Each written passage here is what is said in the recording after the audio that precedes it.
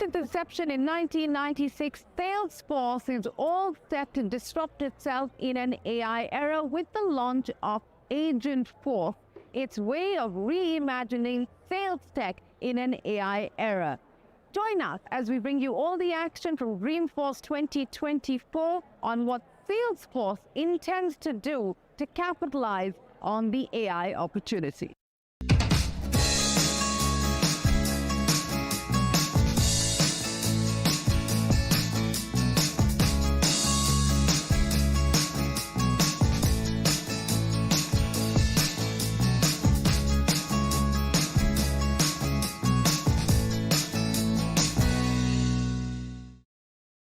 It is my absolute pleasure to welcome on the program a man who is tracked very closely across social media. He calls himself the Chief Digital Evangelist at Salesforce, but his job description is much more of a listener, a learner, and a storyteller. Vala Afshar, what an absolute pleasure to have you join us here at Dreamforce, which many are calling it the Disneyland of the tech world minus the rides. Thank you so much for your kind words. As someone who's afraid of rides, I love the fact that it's being described as Disney World without the rides. This is my 14th Dreamforce. Half the time I attended as a customer, tried to expand my mind, connect with trailblazers to learn, and bring that value back to my company.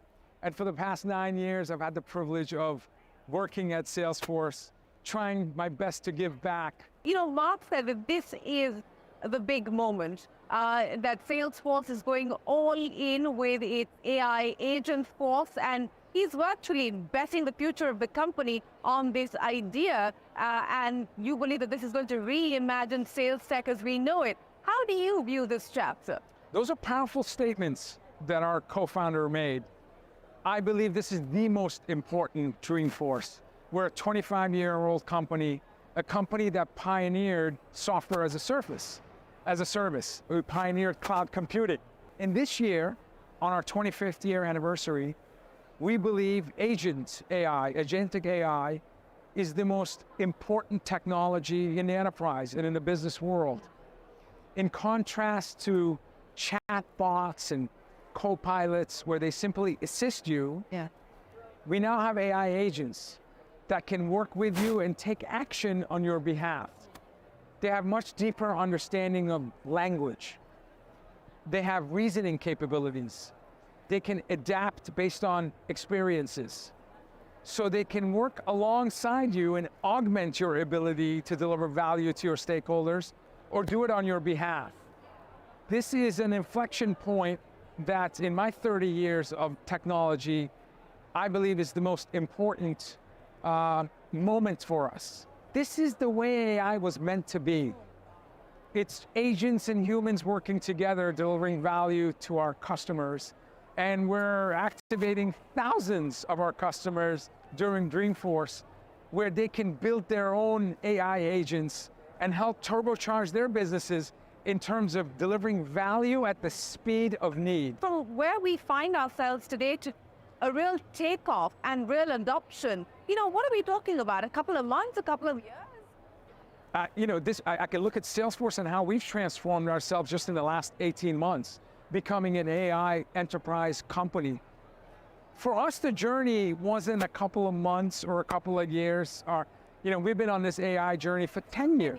10 years. Yeah. Our first acquisition, launching our research team, the first Silicon Valley company, to my understanding, to hire a senior executive responsible for ethical and humane use of software. You know, we believe the business can be the greatest platform for change. We believe values create value, but much like any new technology, it's an understanding where people may be timid, may be scared, may have questions about what happens when software can do the job. And so for us, it's really making sure that the ethical, the privacy, trust is our #1 core value. And so this is about augmenting workers. This is about bringing joy to work. When you see research that says 41% of workers are tired, 80% are susceptible to burnout. It's because, frankly, businesses, no fault of their own, because we didn't have the technology to assist, assign mundane, repetitive tasks. And so you can spend your entire career working on things that frankly could have been delegated to software, so you can invest back in yourself. You can come to conferences like Dreamforce and learn about AI. You can get certifications on Trailhead at no cost and better yourself.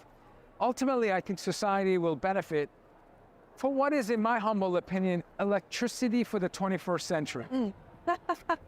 And I think at some point, government, public sector may work together and recognize that AI should be considered a human right. How afraid or concerned are you about the consequences, the unintended consequences of what AI could do, the harm that AI could do if we don't have the guardrails in place? That's a great question. Personal belief, it's not the technology that does good or bad, it's the people that use the technology. And to answer your question, if you're guided with trust as your number one core value, you have the right intentions and the right benevolence, you will create products with the proper guardrails, with the proper inclusion principles where your customers and your partners and your communities, all stakeholders, and we consider Earth as a stakeholder, because we want to make sure that, you know, our children and our grandchildren can benefit as we have. So those guardrails are just ingrained in our DNA. Every decision we make is guided with the customer in the middle. And, you know, we have research teams and ethical and humane use of software teams that help us leverage technology. We're customer zero when it comes to AI. At Salesforce, we have invested and implemented over 50 AI applications. And according to our research in the last 90 days, we have saved roughly 50,000 hours of productivity. That's 25 man years in 90 days. So yes, we have to think about implications of incredible productivity, incredible opportunity to lean into creativity and growing ourselves. We're an innovative company. We're going to continue to experiment, but we're going to do it with a beginner's mindset. How hard is it to continue to retain the beginner's mindset? We're one of the most active corporate venture capital arm in the country.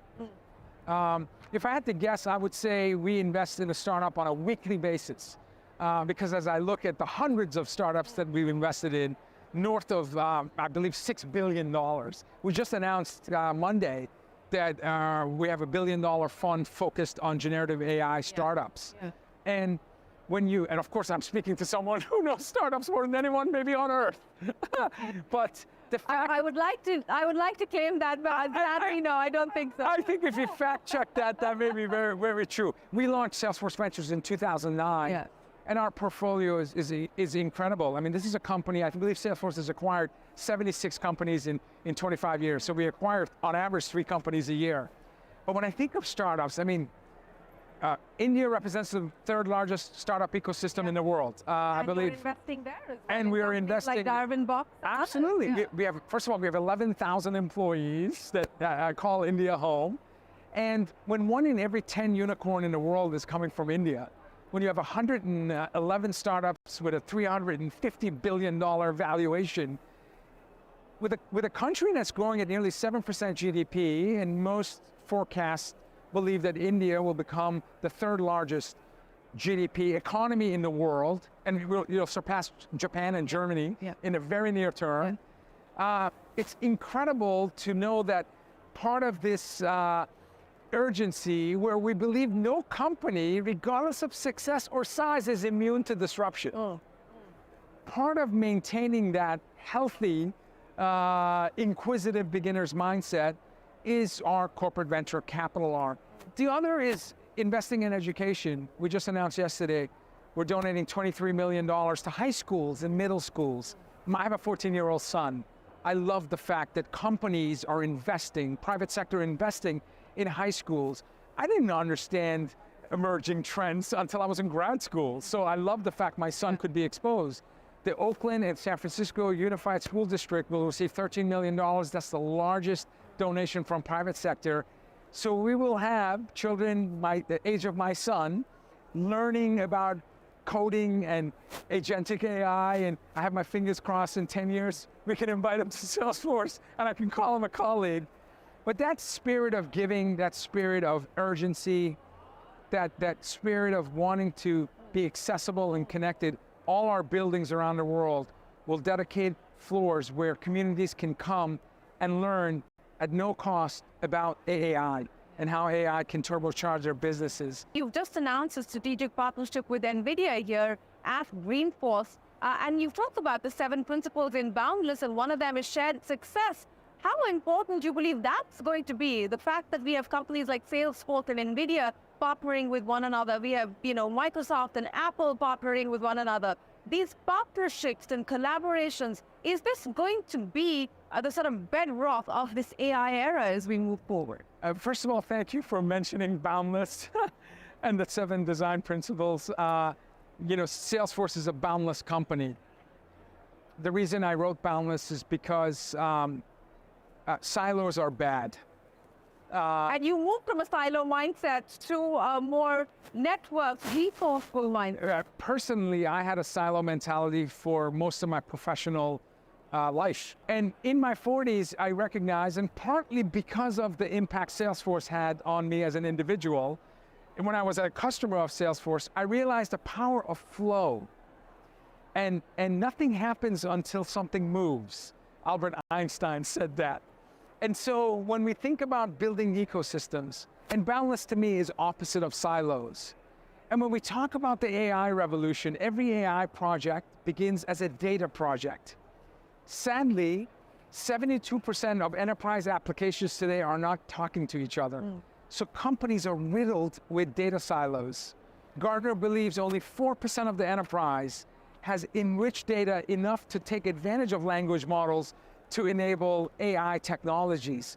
So companies like Salesforce, companies like NVIDIA, companies like Amazon and Google and Microsoft, folks that we partner with, they're helping us break silos, create a boundless ecosystem where the smartest person in the room is the room, and we can learn from each other.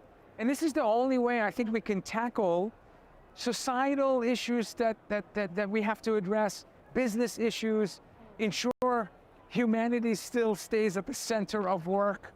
Again, this is agents and humans. And I think that it's the responsibility of companies like Salesforce to make sure that our workforce is ready for what I believe, again, to be electricity. No one questions about electricity or the ROI or its use.